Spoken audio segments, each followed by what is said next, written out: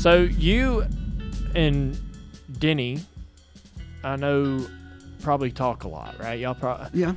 Do you and him share notes? I mean, what? And, yeah, we do. And on top of that, like when you have a conflict, like he had with Ross, and y'all had a little fun on social media, it might have been a little spicy. Yeah. Well, it was spicy. It was spicy. Yeah. He just said it wasn't fun. It wasn't very fun. Right. Yeah. I couldn't tell whether that was spicy. Sort of out of character for me. Well, it was fine. You know, you got to back your guys. Yeah. But, you know, how does that move forward? I mean, there was a lot of emotion. There's a lot of emotion there, right? And it's like, yeah, I'm always going to stick up for everybody in my company, and I've got their backs. And it's, you know, where that stuff comes from is just how hard we've all worked, and how the sacrifices that we've made, and the stress that we've taken on. And it's been hard in my house with my family, and it's been like, it's really hard, you know, hours away and trying to be present with your kids and taking massive personal risk and all this stuff.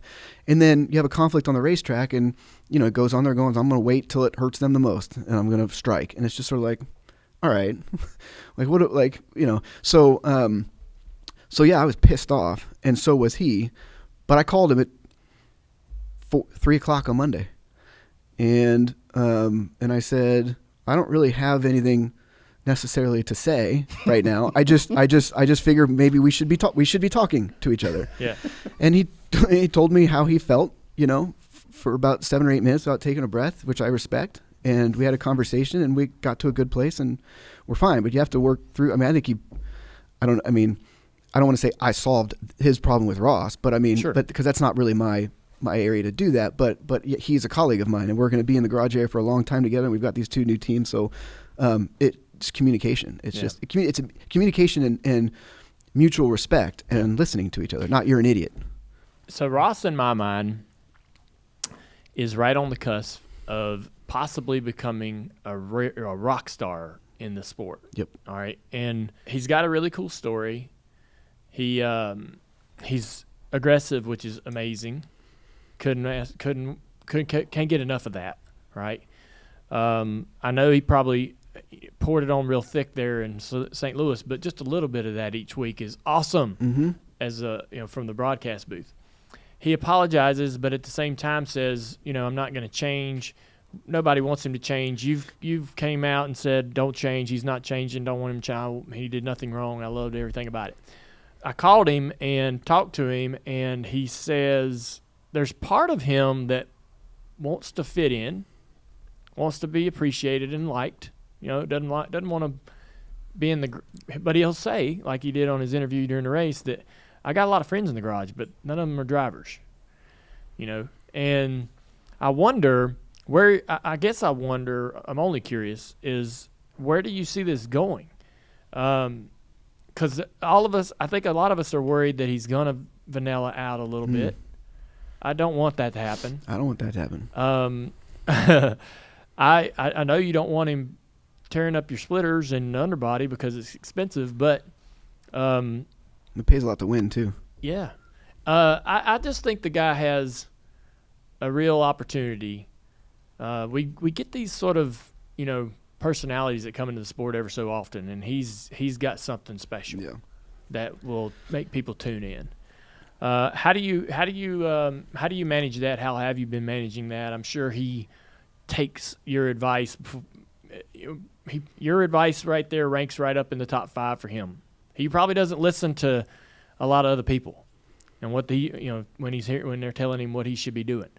But I'm sure you shape him and have an influence on him. So where do you see this going? I agree with all of that. I think Ross is a talent that he's been here a while, but let's just say he just showed up. Yeah. Like Kyle did, like Denny did. These guys that show up and you're instantly like, okay, this is going to be one of the guys for a long period of time here. I think it's 100% that guy. Yeah. And both of my guys are really good, and we put a lot of effort to be able to give them an opportunity where they feel like they're only limited by themselves. They're not limited by their cars or their strategies or their engineering or anything like that. So that's our fundamental goal as a competitive enterprise. I haven't given Ross a lot of advice. I've more made sure he knew that I was here and that we are here for him, and that it's that aggression and that fire and that hunger that's going to carry him to the heights of this sport. And that we're building a company around that. And that I remind him in those moments when he beats himself up that he is an elite championship caliber talent. And that's the hard part, and the hard part's done. And now we just have to put the effort around him and support him and let him go do his thing. I talked to him a little bit early in the season, like a couple races in. He was pretty low. We were 35th in points, and we'd torn up a bunch of stuff. And but other than that, I've sort of just let him do his thing. He's very, very motivated, and he understands and recognizes the opportunity that he's got in this sport. And I think he's just finding his way. I mean, like it's a different economy in the top 5 every week than it is 20th every week, 30th every week. And so he's got to learn Denny, and he's got to learn Chase, and he's got to learn Joey and Kyle and Martin, all these guys, right? So, and they're all different, and they're all in different degrees unhappy to see him there. And, I told him one time, I was like, it's you're not necessarily doing anything wrong by going out there and fighting. I mean, you can make some better decisions in moments, but just your general level of aggression isn't wrong. It's just you've just entered a chat that you're not really welcome in. Yeah, that's a great way right? to put it. Because these guys are used to racing against these guys every single week, and now all of a sudden you're here every single week, and it's just they're not reacting well to it. But everybody went through that. Mm-hmm. Everybody has to go through that part and then get established, and everybody goes, okay.